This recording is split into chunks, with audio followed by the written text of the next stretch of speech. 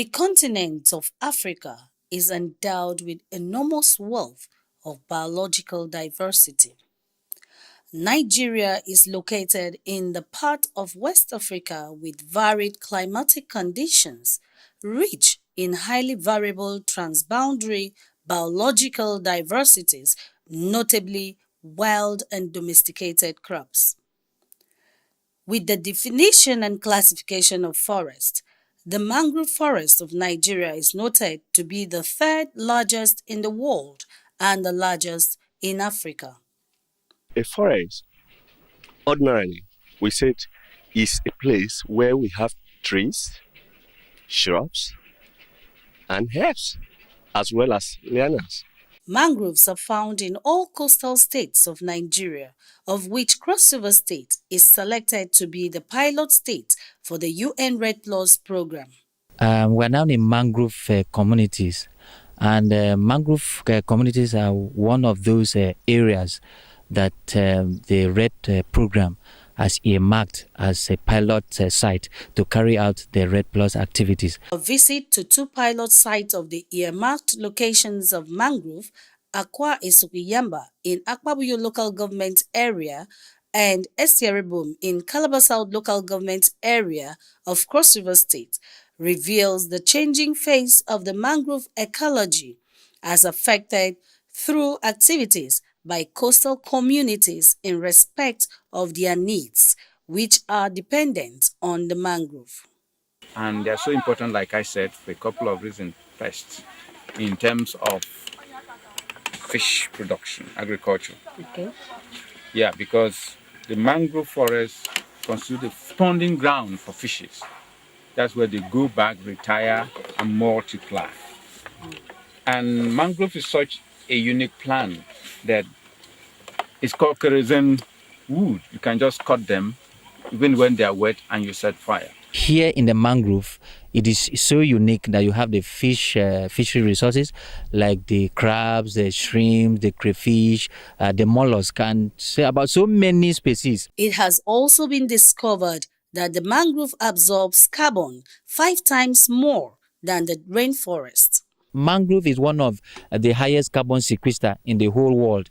I think it is 5 times more than the tropical high forest. With the increasing demand for mangrove forest wood and the gradual but steady encroachment and spread of the nypa-palm, an invasive mangrove forest plant, has exposed the mangrove forest of Nigeria's coastal states to gradual but steady degradation and consequent depletion, thereby limiting the ability of the mangrove vegetations to fulfill its numerous functions.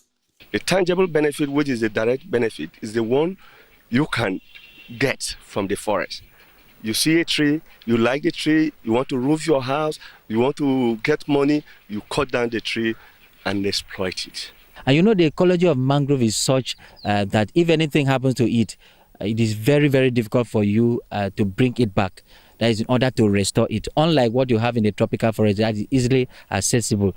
Culture, they say, is our way of life, and part of our lifestyle has come to be when we talk about the mangrove, a very unique species of plant that harbors the livelihood of human beings and even the fishes.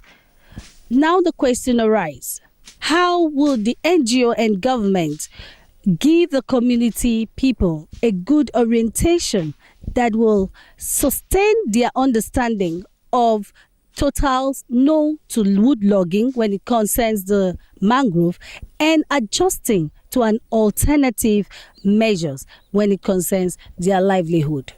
The first thing we did is that when we came in, we did a community entry that we met with the community leaders, and then we introduced the program, the importance of the program, and then we had a kind of workshop.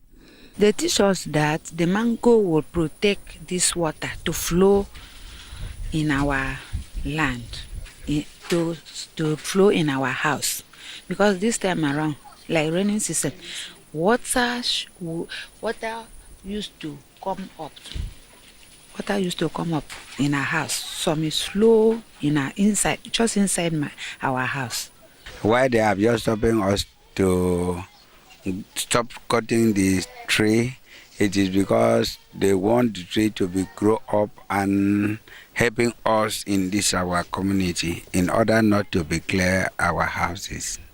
As they stop us to cut the firewood, we will just buy a stove. We'll start to cook in the stove. You can not totally deprive a man of his traditional or cultural way of life.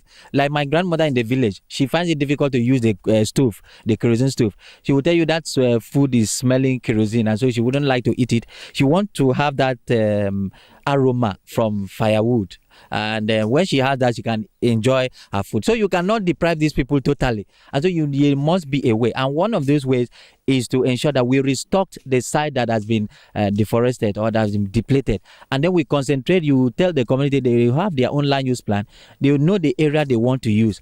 And also this fuel efficient stove or energy efficient stove that we are talking about. If they use about maybe 20 kilograms of firewood or this mangrove for their energy need a month, they are going to use now about 2 to 5 of those wood. And so you have reduced it by 15 kilograms. And so by reducing it like that, if you reduce it in different households from Bakassi to Udukpani, you know that we have achieved a lot.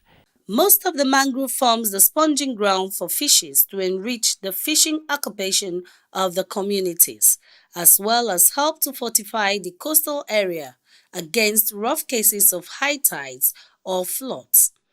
But with it cut down or replaced by nypa-palm, what then are the authority concerned doing? If the mangrove is completely destroyed, the shore will also be affected. That is, the river will overflow. There will be flooding in such areas. And even the fish or fishes that they depend on will not be seen again.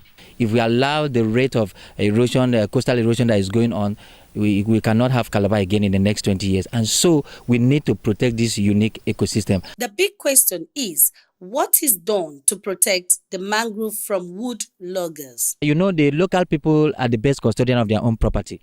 And so they have these laws in their different communities. But when we carried out the participatory governance assessment in the communities, we discovered that most communities, they have laws and they have a very, very effective in managing the forest. Take, for instance, the NKESE society. People may not fear the police. They might not fear law enforcement, even with gun. But the little thing that NKESE will say, NKESE says, don't do this. The people will respect that. So we liaise with the local communities. They strengthen their local laws and norms so that they can also help. We've already educated the people. As you see, nobody is entering this forest because they have a serious restriction. Nobody is logging. There's nothing like logging. It is, if you log in this forest, you pay a fine of 100,000 naira. So we don't even allow it. So it's not something that, and since we are linked and connected with this present administration, we do not want anything that will bring an illusion to climate change. So we are keying into climate change and environmental protection.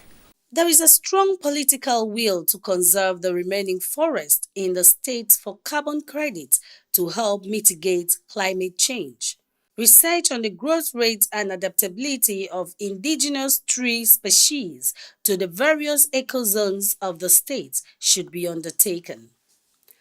Cash incentives should be the motivational factor for many communities to key into the ecological restoration program of the mangrove. The forest generally, people live by it, they depend on it because that is where their resources come from. The community is calling for vocational school where the people can, the youths, the women can learn trades because their forest is going to be taken from them, for conservation of mangrove. So there should be a vocational school that train them in artisans. That is one of the basic cry out, apart from the livelihood status they have given to the community. Mangrove, a very delicate and unique species that forms our way of life, is fast depleting, as nypa-palm is part of the activity that is driving away mangrove, apart from human activity. I am NKESE ENEYO, CRBC TV.